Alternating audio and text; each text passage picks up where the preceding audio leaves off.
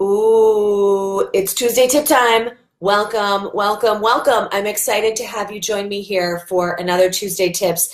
Today, I wanted to honor, I realized I have a mug shortage. I need a mug to honor veterans. I can't believe it. It's Memorial Day. It's the perfect time. I'm so honored to have so many veterans at Health Coach Institute. And I realized I'm mugless, even though I support Wounded Warrior. It's just such an honor to be able to honor the people who help us have the freedoms that we have. But I had no mug for that. And I was like, first of all, wrong. Second of all, going to get one. Third of all, I'll just do the closest I can get, which is someone who serves women. Wonder Woman, not the same, not the same, but still, she's pretty awesome. And I know we all want to be Wonder Woman on some level, right? So thank you so much for joining and for taking a minute here today at the start of Tuesday Tips to honor our vets, especially our HCI vets. If you check us out on Instagram at Health Coach Inst, you'll see a really cool post from coaching that I got to do with a wonderful veteran on stage at HCI Live on Veterans Day. It was such a joy and such an honor. And thank you so much for being here today. So to all of you who are Wonder Women and to all of our vets who are Wonder Men and women, absolutely the superheroes of our lives. So today you might notice I'm in a new space in my house, which could be interesting. My daughter is off of preschool this week. Her daycare is closed. So we'll find out how this is going to work. If you hear a little voice going, Mama, then we'll know it did or didn't work. Shout out if you work from home. Go ahead and type in on the chat and let me know if you work from home or if you want to work from home. In another video, we can talk about all the different pluses and minuses, the upsides, the downsides, the challenges and the benefits to working from home. But for today, first of all, if you're tuning in, yes, say hello. I'm so excited to see you here.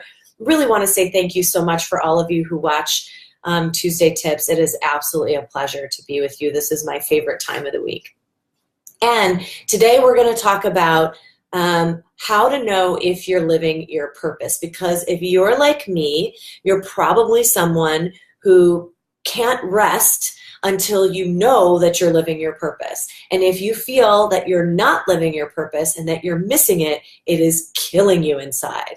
So go ahead and give me a shout out on the chat and let me know if you're someone who feels like I must live my purpose. This is the only thing that matters to me. Of course, my children matter to me. Of course, my family matters to me. But for me, for no one else, if living your purpose is the most important thing for you that you can be doing in your life. I remember when I turned 25 many years ago, I melted down. I completely melted down. I was a professional actress and I thought that that's what I wanted to do. It's what I wanted to do since I was a kid.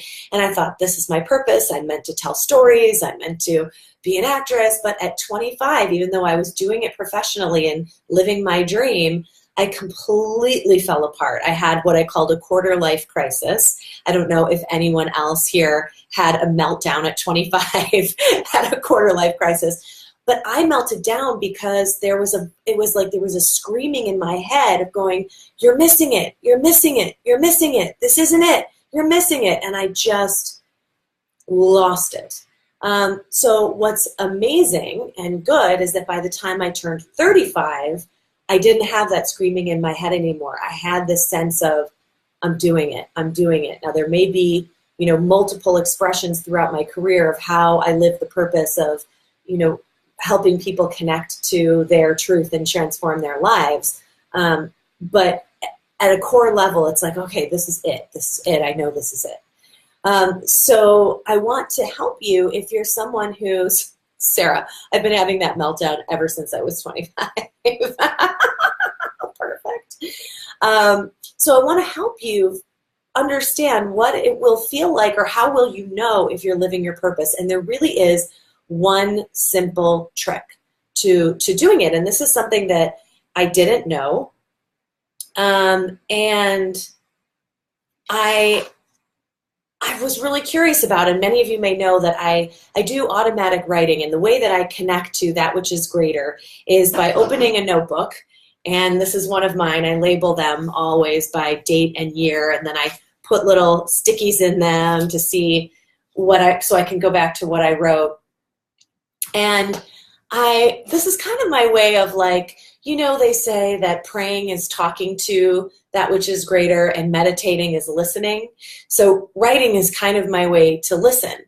And in another Tuesday Tips that you may see here on Facebook as you're scrolling or browsing, I talk about how to use automatic writing to connect with that which is greater and have them talk back to you, whoever that might be for you. One of the wonderful things about Health Coach Institute is we have such a diverse group, and so that which is greater for you might be Buddha. That which is greater for you might be Jesus. That which is greater for you might be Spirit. And I love the fact that we have so much diversity here at HCI, and we really get to celebrate that. And so for me, as I was writing, I was just curious, how can I know what life purpose is? And I wanted to read something that came as a result of my automatic writing and just sort of listening to what that which is greater was telling me about life purpose. And I thought this is fascinating because it's such an easy trick. And I'm just looking through my notebook here to get to it. It's the simplest thing and also the hardest thing. Okay, let's see. Where are we going here? Oh, I was reading through this before the Facebook Live and I was so excited. Okay. So I was asking about, I have this question about destiny and life purpose and how they relate together. And this sense of missing it.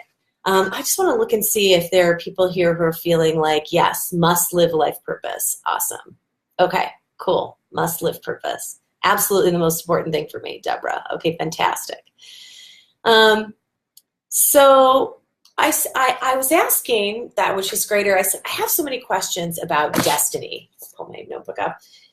Does everyone reach their destiny in one lifetime? Does destiny change with each lifetime? Is destiny the same as life purpose? There's so much worry about missing it, missing your destiny or missing your purpose. And what I heard back was this. This is what I heard back.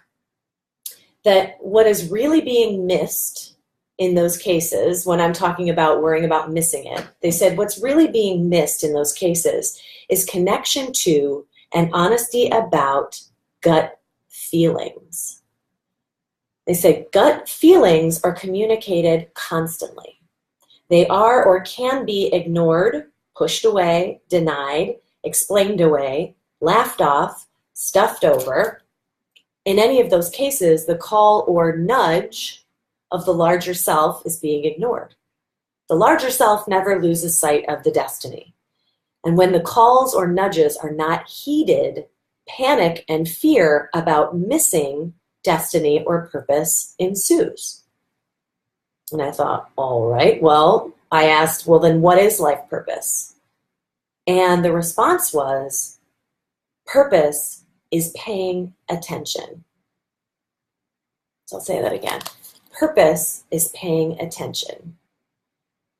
And they went on to say, one's sole life purpose is to pay attention, to heed, to follow one's gut impulses, messages, wants, desires, feelings, no matter how quiet the whisper or how loud the roar.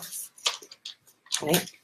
When one is following their purpose, they cannot help but be led to their destiny.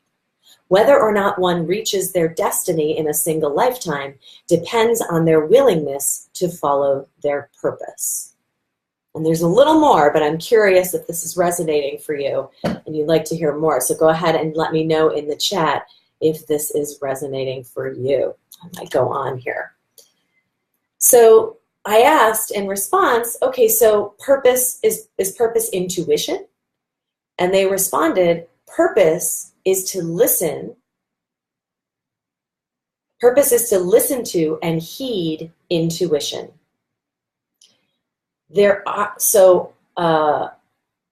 the idea of removing any personal blocks that we do in transformational work is to remove anything that's blocking the connection to our gut feelings. And they say things like shame, as energetic thought forms, may block our access to intuition. And it may do so in multiple ways, the most common of which is doubt. And I said, well, I've noticed myself doubt my intuition. You know, I might get a nudge or a feeling like, for those of you who are in our training or become a health coach, maybe you are thinking about it and you get the nudge and you go, oh, I don't know. I don't know about that. I'm not sure. I doubt whether or not I can trust my intuition. And so I said, I noticed that I doubt it. Sometimes I ignore my intuition altogether, only to see later that my intuition was right all along. So I'm curious for you, if you were to look back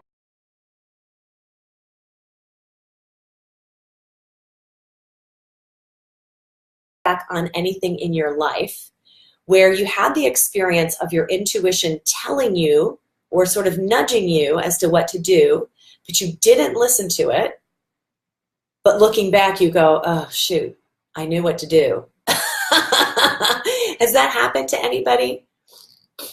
I'm curious. I remember years ago when I was in my early 30s, I felt a lot of pressure to get married. I don't know if any of you feel that. Men and women might feel that. And I met a wonderful guy who I still consider a dear friend, but we weren't supposed to be married, but we dated, and he proposed to me. And as soon as he proposed, it was this beautiful, beautiful proposal on the Chicago lakefront next to Buckingham Fountain, right in front of the lake, for those of you who know the area. And he's down on one knee. I could cry just thinking about it. Down on one knee, proposing to me. And he's holding the ring up, and like a little voice in my head said, no. But I completely ignored that, because there I was, and there he was, kneeling with the ring in this beautiful setting, and I'm 30, I guess I was 31 at the time, going, oh, I'm about to be an old maid, which is, looking back, is utterly absurd. So I ignored it. But it turned out that we ended up being engaged 4 months before our wedding. We had planned the whole wedding. I had bought a dress. We had sent out save the date cards, and we ended up canceling it because I was just almost physically ill, because I knew I couldn't marry this guy. And I actually knew that years later he was going to find somebody and be married, and he did, and is very happy and has a young child. And so I'm sure I see experiences that you have where you look back and you look at instances where your intuition nudged you in a particular way, but we don't listen to it. And what I think is interesting about that is we don't listen to it because we doubt ourselves, or we're afraid, or we don't trust it. Or I think what ends up happening, like in my situation with the engagement, it was like, I hear my intuition, but how do I possibly say no? Like, I'm going against all of the social norms, and I don't have the courage to do that, or I don't trust that I can. So I think what is interesting about this message is that we are given this thing called intuition and gut feelings. That's what we have to do, to follow. As a matter of fact, what they say, I said, well, if you had to boil life purpose down to one thing, what would it be? And the response in my writing was, if you had to boil it down to only one move, so that life on the day-to-day may feel as you wish it to feel, then that move is to listen to your intuition moment by moment as much as you can. That is the checkmate move of life. It is purpose, which leads to destiny. And I think that's so fascinating. And one of the things that we're teaching people as health coaches is, how do you connect into your intuition when it comes to food, your body, how you take care of yourself? I think at the end of the day, with a coach, as a coach, where they're connecting people to their intuition, which is really their truth.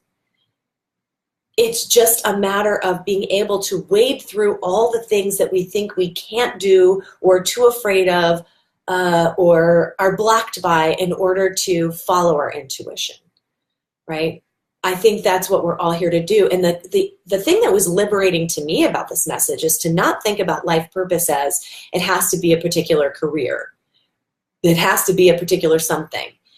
What it has to be is the following of your intuition, wherever that takes you. Mine happened to take me to coaching. Chances are good if you're here, yours is taking you to coaching as well. But that all of the reasons that we tell ourselves why we can't are false. And that if we continue to not listen to our intuition, we will continue to feel that agonizing pain of missing it. So I'm curious if this is resonating for you, and if you have the feeling of missing it. And by the way, if you're finding this valuable, tag someone who wants to know about living their purpose and maybe has a feeling that they're missing it, so that we can share the love and share this message today. So if you're feeling that you're missing it and you're feeling angst over that, the question that I would pose to you today for Tuesday Tips is, what is the whisper that you've been ignoring? What is the whisper that you're not listening to? Where's the nudge? It's there. And I'd love for you to share it in the comments if you like. If you go, there's something telling me. Sometimes we can't even admit it, honestly. Like it took me a long time to be able to tell that story about that engagement and to know, like, this wasn't right.